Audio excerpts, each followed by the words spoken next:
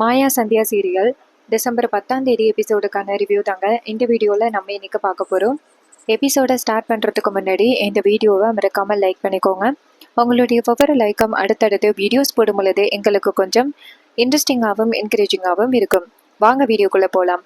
Episode எப்படி start ஆகுதுன்னா, நம்ம புவனேஸ்வரி வந்துட்டு கார்த்திகிட்ட சொல்கிறாங்க, கார்த்தி நீ சொல்கிறது எப்படிப்பா சாத்தியமாகும் அப்படின்னு.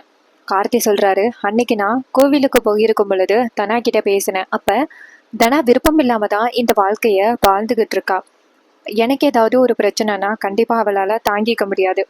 அவ மனசுல இன்னும் என் மேல காதல் இருக்கு அப்படிங்கிறது எனக்கு நல்லாவே தெரியுது. இந்த விஷயத்தை பயன்படுத்தி ஈஸியா அந்த தனாவை இங்க வர வைக்கலாம் அப்படின்னு. இது கேட்டதோட நம்ம புவனேஸ்வரி கார்த்திகிட்ட, சரி உன்னோட திட்டம் என்ன அப்படின்னு கார்த்தி சொல்றாரு. நான் ஏதாவது பண்ணிக்கிட்டேன் அப்படின்னு தெரிஞ்சிச்சுன்னா கண்டிப்பா தனாவால தாங்க முடியாது. நீங்க அவளுக்கு கால் பண்ணி சொன்னா மட்டும் போதும் அப்படின்னு. அப்ப புவனேஸ்வரி சொல்றாங்க, அந்த நேரத்துல அவகிட்ட கால் பண்ணி சொன்னா ஃபர்ஸ்ட் ஏத்துப்பாளா அப்படின்னு. அதுக்கு கார்த்தி சொல்றாரு, கண்டிப்பா அந்த நேரத்துல சொன்னா ஏத்துக்க மாட்டா. நான் அவளுக்கு ஒரு ஃபோன் வாங்கி கொடுத்துருக்கேன். அதன் மூலமா ஃபர்ஸ்ட் அவகிட்ட பேசுறேன். அவ என்ன மாதிரி மன நிலைமையில இருக்கா அப்படிங்கறத தெரிஞ்சு நம்ம அடுத்த மூவ் பண்ணலாம் அப்படின்னு. இதை கேட்டதோட புவனேஸ்வரியும் சரி கார்த்தி அப்படின்னு சொல்ல, மரகதலிங்க கேட்குறாரு, நீங்க சொல்ற மாதிரி நடக்குமா அப்படிங்கிறது எனக்கு தோணலை அப்படின்னு. அப்ப கார்த்தி சொல்றாரு, அந்த தனா இன்னுமே என்னை லவ் பண்ணிக்கிட்டு தான் இருக்கா. இந்த விஷயத்தை தான் பயன்படுத்த போறோம். உங்களுக்கு என்ன வேலைன்னா, நாளைக்கு தனா ஓடினத்தோட நீங்க அந்த இடத்துல ஒரு குழப்பத்தை உண்டாக்கணும், அந்த ரகுராம அவமானப்படுத்தணும் அப்படின்னு. இது கேட்டதோட மகாலிங்க சொல்றாரு, அதை நான் பாத்துக்கிறேன் அப்படின்னு சொல்றாரு. அதுக்கப்புறம் புவனேஸ்வரி நேரா மரகதலிங்கத்துக்கிட்ட, இங்க பாருங்க, போன வாட்டி மாதிரி சொதப்பினீங்கன்னா அவ்வளோதான் அப்படின்னு. அப்ப மரகதலிங்க சொல்றாரு, தனா வீட்டை விட்டு ஓடிட்டா. இந்த தாலி பிரிச்சு கோக்குற சடங்குல ஒத்துக்காம ரகுராம் வந்துட்டு கோவிலுக்கு முன்னாடி அவமானப்பட போறான். இதை பார்த்து நான் அப்புறம் என் கூட உள்ள 4-5 பேரு ரகுராம அவமானப்படுத்தி சிரிக்க போறோம் அப்படின்னு. இதை கேட்டுட்டு புவனேஸ்வரியும் அவன் அவமானப்பட்டு குறுகி நிக்கிறத என் கண்ணால பார்க்கணும் அப்படின்னு சொல்ல, இதை கேட்டுட்டு மரகதலிங்க சொல்றாரு, கண்டிப்பா நடக்கும் மேடம் அப்படின்னு சொல்லிட்டு அவர் அந்த இடத்துல இருந்து போறாரு. அதுக்கப்புறமா கார்த்தி சொல்றாரு, சரி நான் தனா கிட்ட பேசுறதுக்கு முயற்சி பண்றேன் அப்படின்னு சொல்லிட்டு கார்த்தி வந்துட்டு நேரா மாடிக்கு போறாரு. அங்க போயிட்டு தனாவுக்கு கால் பண்றாங்க. இன்னொரு பக்கம் நம்ம தனா ரூம்ல இருக்காங்க. அப்ப கார்த்தி வாங்கி கொடுத்த போன் ரிங் ஆகுறத பார்த்துட்டு தனா ஷாக் ஆகி, எதுக்கு இப்ப கார்த்திக் சார் எனக்கு கால் பண்றாரு அப்படின்ட்டு போனை எடுத்து பார்க்க கார்த்தி தான் கால் பண்றாரு. அப்ப நம்ம தனா போனை கட் பண்ணி ஓரமா வைக்க, அப்ப கார்த்தி நினைக்கிறாரு, நீ எத்தனை தடவை தான் போனை கட் பண்றேன்னு நானும் பாத்துறேன் அப்படின்ட்டு கார்த்தி மறுபடியும் அடிக்க, அப்ப தனா போனை அட்டன் பண்ணி, சார் என்ன சார் வேணும் உங்களுக்கு, அதான் நான் சொன்னேன்ன உங்ககிட்ட இனிமே என்னால பேசவே முடியாது சார் அப்படின்னு. அப்ப கார்த்தி சொல்றாரு, தனா இங்க பாரு, நீ இல்லாத வாழ்க்கையை என்னால் கண்டிப்பாக யோசனை பண்ணி கூட பார்க்க முடியாது. ஏதோ அந்த கதிர் வந்துட்டு உன் கழுத்தில் கட்டாய தாலி கட்டினதுனால நீ என்னை விட்டு போயிருவியாதனா, நான் உன்னை எந்த அளவுக்கு காதலிச்சேன்னு உனக்கு தெரியுமில. அப்படி இருக்கையில என்னை எப்படி உன்னால் சுலபமாக மறக்க முடிஞ்சிச்சு. என்னைய மறந்துட்டு நீ கதிர் கூட சேர்ந்து வாழ்ந்துக்கிட்டு இருக்கேன்னு கேட்கும் பொழுது என் மனசெல்லாம் ரொம்ப புண்ணாகுது. இங்கே பாரு, உனக்கும் அந்த கதிருக்கும் தாலி பிரிச்சு கோக்குற சடங்கு நடக்க போகுதாமல. அந்த கதிர் மறுபடியும் உன் கழுத்துல தாலி கட்ட போறானாமல. இதை கேட்டாலே என் மனசு ரொம்ப சங்கடப்படுது. நீ என்னை பத்தி கொஞ்சம் கூட நினைச்சு பார்க்க மாட்டியா தனா அப்படின்னு கேட்க, தனா சொல்றாங்க, இங்க பாருங்க சார், இதுல எந்த விஷயமுமே என்னோட சம்மதமின்றி தான் நடந்துகிட்டு இருக்கு. அதுக்கு நான் என்ன சார் பண்றது? எங்க அம்மா வந்துட்டு இந்த சம்பிரதாயம் நடந்தே ஆகணும்னு சொன்னாங்க. வேற வழி இல்லாம தான் நான் சரின்னு சொல்லி ஒத்துக்கிட்டு இருக்கேன். மற்றபடி உங்களை பழி வாங்கணும், உங்களை சங்கடப்படுத்தணும் அப்படிங்கிற சூழ்நிலையெல்லாம் எதுவுமே இல்லை அப்படின்னு. அப்ப கதிர் சொல்றாரு, கார்த்தி சொல்றாரு, இங்க பாரு, நாளைக்கு கதிர் உன் கழுத்துல தாலி கட்ட போற அந்த நேரத்துல நான் இந்த உலகத்தை விட்டே போக போறேன் அப்படின்னு சொல்ல, இதை கேட்டுட்டு தனா அதிர்ச்சி ஆகி, சார் சார் தயவு செஞ்சு சொல்றதை கேளுங்க. இந்த மாதிரி ஒரு முடிவை என்னைக்குமே எடுத்துறாதீங்க சார். இங்க பாருங்க, நீங்களும் ஒரு மூலையில சந்தோஷமா இருக்கணும் அப்படிங்கிறது என்னுடைய ஆசைதான். நீங்க எனக்காகலாம் வந்துட்டு இந்த மாதிரி பண்ணணும் அப்படின்னு அவசியம் கிடையாது அப்படின்னு. அப்ப கார்த்தி சொல்றாரு, எப்படி தானா, நான் எந்த அளவுக்கு உன்னை காதலிச்சேனோ உனக்கு தெரியும்ல. என்னை விட நீ அதிகமாவே காதலிச்ச. ஆனா எப்படி உன்னால என்னை மறந்துட்டு கதிர் கூட சேர்ந்து வாழ முடியுதுன்னு எனக்கு தெரியல. நாளைக்கு உனக்கும் அந்த கதிருக்கும் நடக்க போற அந்த தாலி பிரிச்சு கோக்குற சடங்கு, அதே நேரத்துல நான் என் உயிரை எடுத்துக்க போறேன். இது யாராலுமே தடுக்க முடியாது அப்படின்னு சொல்லிட்டு போனை கட் பண்றாங்க. இதை கேட்டுட்டு நம்ம தனா அதிர்ச்சி ஆகுறாங்க. என்ன இது, கார்த்திக் சார் இப்படி பேசுறாரு, அவர் இந்த மாதிரி பேசுற ஆள் கிடையாதே அப்படின்ட்டு நம்ம தனாவுக்கு பதட்டம் தாங்க முடியல. அதே நேரத்துல நம்ம ஜானகி நேரா தனா கிட்ட வந்துட்டு, தனா நீ எங்க இந்த சடங்குக்கு ஒத்துக்க மாட்டியோ அப்படின்னு நினைச்சேன், நல்ல வேலை நீ ஒத்துக்கிட்ட அப்படின்னு. அப்ப தனா வந்துட்டு பதட்டமா இருக்கிறத பார்த்துட்டு ஜானகி தனாவை பார்த்து, ஏன் தனா என்னாச்சு, ஏதாவது பிரச்சனையா அப்படின்னு கேட்க தனா சொல்றாங்க, அப்படியெல்லாம் இல்லையம்மா அப்படின்னு. அப்ப நம்ம ஜானகி சொல்றாங்க, இங்க பாரு, என்ன பிரச்சனையா இருந்தாலும் என்கிட்ட சொல்லு, எதுவா இருந்தாலும் நான் வந்துட்டு உனக்கு ஹெல்ப் பண்றேன், தயவு செஞ்சு நீ எதுவும் தப்பான முடிவை எடுக்காத அப்படின்னு. அதுக்கு தனா சொல்றாங்க, இல்லம்மா, நான் வேற எந்த தப்பான முடிவை எடுக்க மாட்டேன், நீங்க என் மேல நம்பிக்கை வைக்கலாம் அப்படின்னு. அப்ப ஜானகியும், சரிம்மா, நாளைக்கு ஒரு 10 மணி போல உனக்கும் கதிருக்கும் தாலி பிரிச்சு கோக்குற சடங்கு நடக்க போகுது. அதுக்கான நகையெல்லாம் எடுக்கிறதுக்காக வீட்டுக்கு வந்துட்டு ஆசாரியை வர சொல்லியிருக்கோம். அவர் வந்துட்டு இந்த தாலியை ஏற்பாடு பண்ணி கொடுப்பாரு அப்படின்னு. இதை கேட்டதோட தனாவும் சரி அப்படின்னு சொல்றாங்க. அதுக்கப்புறமா நம்ம ரகுராம் இருக்காருல்ல, அவர்கிட்ட போயிட்டு நம்ம பாட்டி வந்துட்டு சொல்றாங்க, ரகு, தனா வந்துட்டு இந்த தாலி பிரிச்சு கோக்குற சடங்குக்கு ஒத்துக்கிட்டாப்பா, நாளைக்கு வந்துட்டு நீ அவளுக்கு வந்துட்டு ஆசீர்வாதம் பண்ணா மட்டும் போதும் அப்படின்னு. அதுக்கு ரகுராம் சொல்றாரு, தனா ஒத்துக்கிட்டாளா அப்படின்னு கேட்க பாட்டி சொல்றாங்க, ஆமாப்பா ரகு, தனா ஒத்துக்கிட்டா அப்படின்னு. அப்ப ரகுராம் சொல்றாரு, இது எல்லாத்துக்குமே காரணம் ஜானகி தான். ஜானகி தேவையில்லாம என் பொண்ணோட வாழ்க்கையவே கேள்விக்குறியாக்கிட்டா. என் பொண்ணு இப்ப என்ன முடிவெடுக்கிறதுன்னு தெரியாம நடைபிணமா சுத்திக்கிட்டு இருக்கா அப்படின்ட்டு ரகுராம் ரொம்ப கவலைப்பட. அப்ப பாட்டி சொல்றாங்க, இங்க பாருப்பா, என்னதான் இருந்தாலும் கதிர் நீ வளர்த்த புள்ளப்பா, நீ கவலைப்படாத, கதிர் கண்டிப்பா தனாவை நல்லபடியா பார்த்துப்பான். வேற வழி இல்லப்பா, இனிமே வந்துட்டு கதிர் தான் தனாவோட ஹஸ்பண்ட், இது என்னைக்குமே நீ மாற்ற முடியாது, நீ தயவு செஞ்சு அவங்களுக்கு வந்து ஆசீர்வாதம் பண்ணிட்டு போ அப்படின்னு. இது கேட்டதோட ரகு சொல்றாரு, தனாவே இதுக்கு ஒத்துக்கிட்டா அப்படின்னா நான் தனாவோட பேச்சை ஆதரிக்கிறேன் அப்படின்னு சொல்ல பாட்டியும், சரிப்பா, நாளைக்கு கண்டிப்பா அந்த தாலி பிரிச்சு கோக்குற சடங்குக்கு வந்துரு அப்படின்னு. இன்னொரு பக்கம் நம்ம கார்த்தி நேரா புவனேஸ்வரி கிட்ட வந்துட்டு, அத்தை, அந்த தனா கிட்ட சொல்ல வேண்டியதை சொல்லிட்டேன், அவ பேசும் பொழுதே கொஞ்சம் பதட்டமா தான் பேசினா. ஸோ கண்டிப்பா நாளைக்கு அவ அந்த தாலி பிரிச்சு கோக்குற சடங்கை விட்டுட்டு நேரா என்ன காப்பாற்றணும் அப்படின்னு சொல்லிட்டு வந்துருவா. வந்த பிறகு நீங்க எப்படியாவது அவ இங்கேயே இருக்கிற மாதிரி பண்ணணும், அந்த சடங்கு முடியிற நல்ல நேரம் வரைக்கும் அவ இந்த இடத்துல தான் இருக்கணும் அப்படின்னு. இதை கேட்டதோட புவனேஸ்வரி சொல்றாங்க, நான் பாத்துக்கிறேன் கார்த்திக், ஃபர்ஸ்ட் அந்த தனா இந்த இடத்துக்கு வந்தா மட்டும் போதும், அதுக்கப்புறம் அங்க நடக்க வேண்டியதை மரகதலிங்க பாத்துருவாரு, இங்க நடக்க வேண்டியதை நம்ம பாத்துக்கலாம் அப்படின்னு. இது கேட்டதோட கார்த்தியும், சரிம்மா, சரி பெரியம்மா அப்படின்னு சொல்ல பசுபதி புவனேஸ்வரியை பார்த்துட்டு, ஏற்கனவே நம்ம பண்ண திட்டம் எல்லாமே செல்லுபடி ஆகல, இந்த வாட்டியும் ஏதாவது ஆகிடுச்சுன்னா என்ன பண்றது அப்படின்னு புவனேஸ்வரி சொல்றாங்க, ஆகிறதுக்கு வாய்ப்பே கிடையாது, அந்த தனா மட்டும் இங்க வந்துட்டா அதுக்கப்புறம் அந்த கதிர் யாருக்கு தாலி கட்டுவான்? ரகுராம பார்த்து எல்லாரும் கேட்பாங்க, தனாவை கதிர் கல்யாணம் பண்ணதுனால தனாவுக்கு இதுல விருப்பம் இல்லை, அவங்க கட்டாயப்படுத்தி தனாவுக்கும் கதிருக்கும் தலை பிரிச்சு கோக்குற சடங்கை நடத்த பார்த்தாங்க. ஆனா தனா அவளுக்கு பிடிச்சவனான கார்த்திக் கூட ஓடி போயிட்டா அப்படின்னு நம்ம ஒரு வதந்தியை பரப்பி விட்டுருவோம். அதுக்கப்புறம் ரகுராமுக்கு என்ன பதில் சொல்ல முடியும்? அந்த ஜானகியும் ரகுராமும் ஊருக்கு முன்னாடி அவமானப்பட்டு நிற்பாங்க. அதை நான் கண்கொள்ளா பார்க்கணும் அப்படின்னு புவனேஸ்வரி சொல்ல, இதை கேட்டுட்டு பசுபதியும், சூப்பர் ஐடியாமா, உன்னை மிஞ்சிக்க ஆளே இல்லை அப்படின்னு சொல்றாங்க.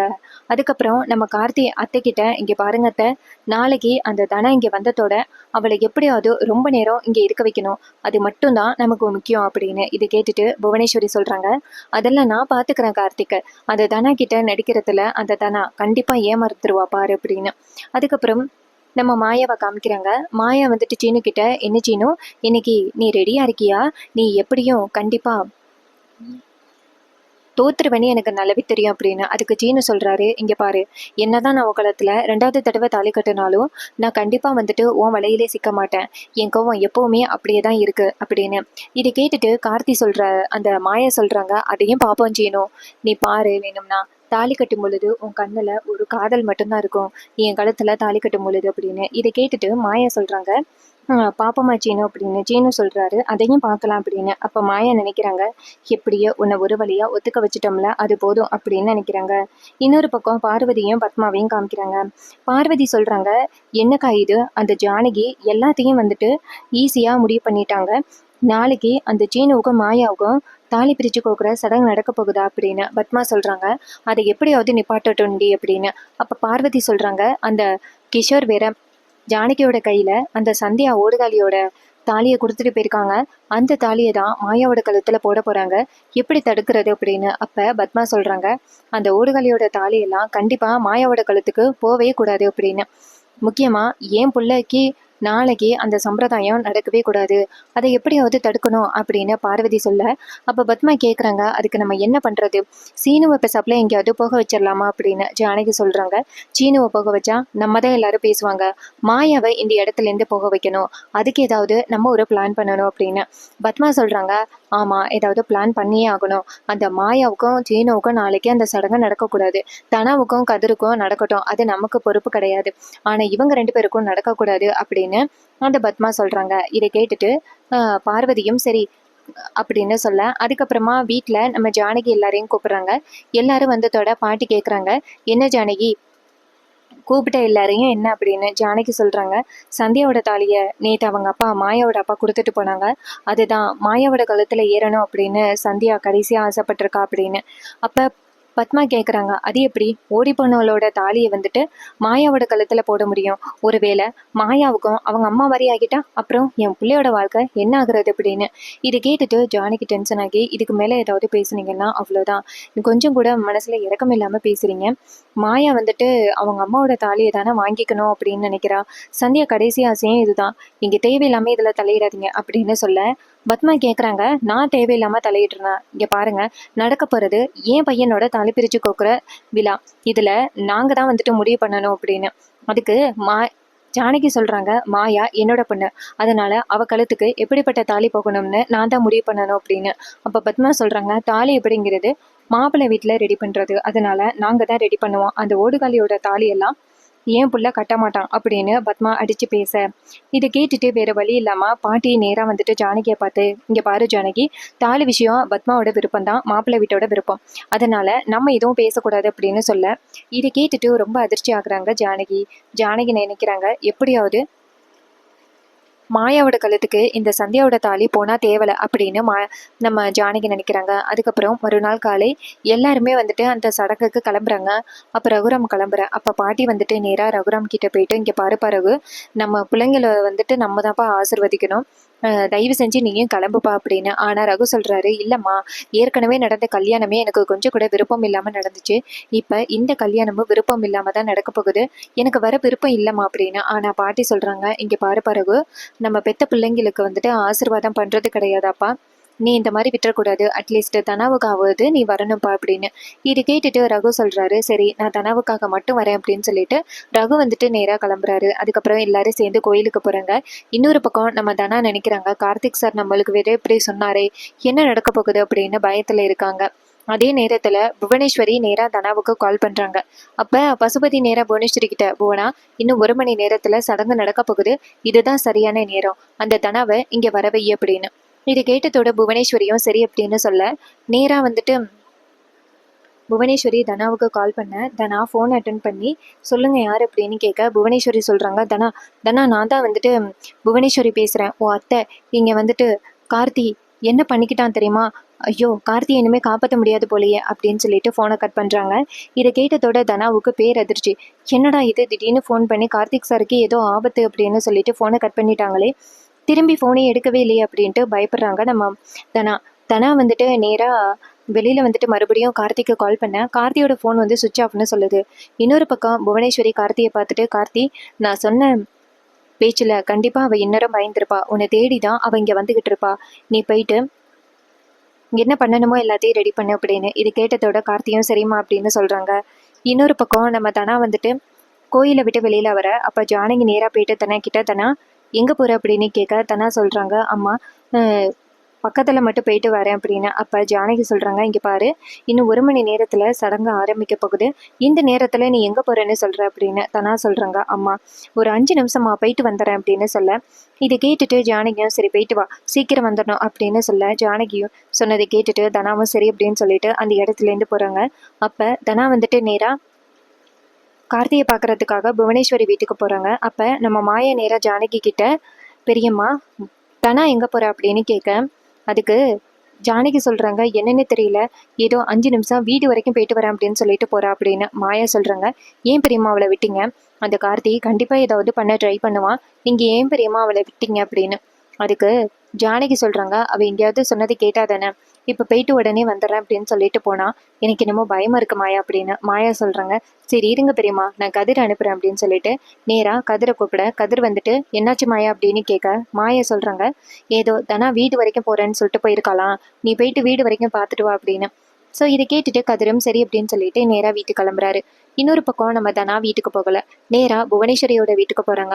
அங்கே போயிட்டு நேராக நின்றுட்டு கார்த்திக் சார் அப்படின்னு கூப்பிட, அப்போ புவனேஸ்வரி வெளியில் ஓடி வந்துட்டு வாதனா சீக்கிரம் வாதனா அப்படின்னு சொல்லிட்டு வீட்டுக்குள்ளே கூட்டிகிட்டு போக, அப்போ நம்ம தனா கேட்குறாங்க கார்த்திக் சாருக்கு என்னாச்சு, அவர் எங்கே இருக்கார் அப்படின்னு கேட்க, அப்போ புவனேஸ்வரி சொல்கிறாங்க அவனை காப்பாற்ற முடியாது போல, டாக்டர்ஸ் வந்து ட்ரீட்மெண்ட் கொடுத்துக்கிட்டு இருக்காங்க அப்படின்னு சொல்ல, இதை கேட்டுட்டு தனா சொல்கிறாங்க இன்னும் வீட்டில் வச்சா பார்த்துக்கிட்டு இருக்கீங்க, ஹாஸ்பிட்டலுக்கு தூக்கிட்டு போகலாம் வாங்க அப்படின்னு. புவனேஸ்வரி கேட்குறாங்க ஏன் தானே இப்படி பண்ண, உன்னால தான் இவ்வளோ பிரச்சனையும், நீ எதுக்காக சீக்கிரம் கதிரை வந்துட்டு ஏற்றுக்கிட்ட, நீ இந்த மாதிரி பண்ணதுனால கார்த்தி வந்துட்டு நீ ஏமாத்திட்ட அப்படின்னு நினச்சி இந்த மாதிரி ஒரு முடிவு எடுத்துட்டான் அப்படின்னு. இதை கேட்டதோட தானா சொல்கிறாங்க எனக்கு வேறு வழி தெரியல, எங்கள் அம்மா வந்துட்டு ரொம்ப கட்டாயப்படுத்தினாங்க, இல்லைன்னா நான் எதுக்காக இப்படிப்பட்ட ஒரு முடிவு எடுக்கிறேன், வேற வழி இல்லை என்னை மன்னிச்சிருங்க அப்படின்னு சொல்ல. ஸோ இதை கேட்டுட்டு புவனேஸ்வரி சொல்கிறாங்க இனிமேல் கார்த்தியை காப்பாற்ற முடியுமா என்னன்னு தெரியல, டாக்டர் எல்லாருமே காப்பாற்ற முடியாதுன்னு சொல்லிட்டா நாங்கள் என்ன பண்ணுவோம் அப்படின்னு சொல்லிட்டு அழுகிறாங்க. அந்த நேரம் டாக்டர் வெளியில் வந்துட்டு அவ்வளோதான், இனிமே கார்த்தியை காப்பாற்ற முடியாது, இனிமே நீங்கள் தான் பார்த்துக்கணும் அப்படின்னு சொல்லிட்டு அந்த இடத்துலேருந்து போக, இதை பார்த்துட்டு நம்ம தனா வந்துட்டு அதிர்ச்சி ஆகுறாங்க. தனா நேராக கார்த்தி பக்கத்தில் போயிட்டு கார்த்திக் சார் உங்களுக்கு என்னாச்சு, எதுக்கு சார் இப்படி என்னை விட்டுட்டு போனீங்க அப்படின்னு சொல்லிட்டு அழுகுறாங்க. இன்னொரு பக்கம் தாலி பிரித்து கோக்குற சடங்கு நடக்குது. இன்னொரு பக்கம் கதிர் வந்துட்டு நேராக வீட்டுக்கு போய் பார்க்குறாரு. பார்த்தா அங்கே வந்துட்டு தனா இல்லை. அப்போ கதிர் வந்துட்டு நேராக மாயாவுக்கு கால் பண்ணி மாயா இங்கே வந்துட்டு தனா வரல, வேற எங்கேயோ போயிருக்கா அப்படின்னு. இதை கேட்டதோட மாயா அதிர்ச்சி ஆகுறாங்க. மாயா நேராக கதிரை பார்த்து கதிர் கண்டிப்பாக தனா புவனேஸ்வரி வீட்டுக்கு தான் போயிருக்கணும், தனா ஒரு இன்னசென்ட், அதை நல்லா பயன்படுத்துகிறா அந்த புவனேஸ்வரி, நீ அங்கிட்டாலவா நான் இங்கிட்டால புவனேஸ்வரிக்கு வீட்டுக்கு வரேன் அப்படின்னு சொல்லிட்டு 2 பேருமே சேர்ந்து நேராக புவனேஸ்வரி வீட்டுக்கு போகிறாங்க. இன்னொரு பக்கம் நம்ம பத்மா நினைக்கிறாங்க என்ன இது இந்த நேரத்தில் கதிர் தனா மாயா 3 பேரையுமே காணுமே, என்ன நடக்குது இங்கே அப்படின்னு பேசிக்கிட்டு இருக்கேன்.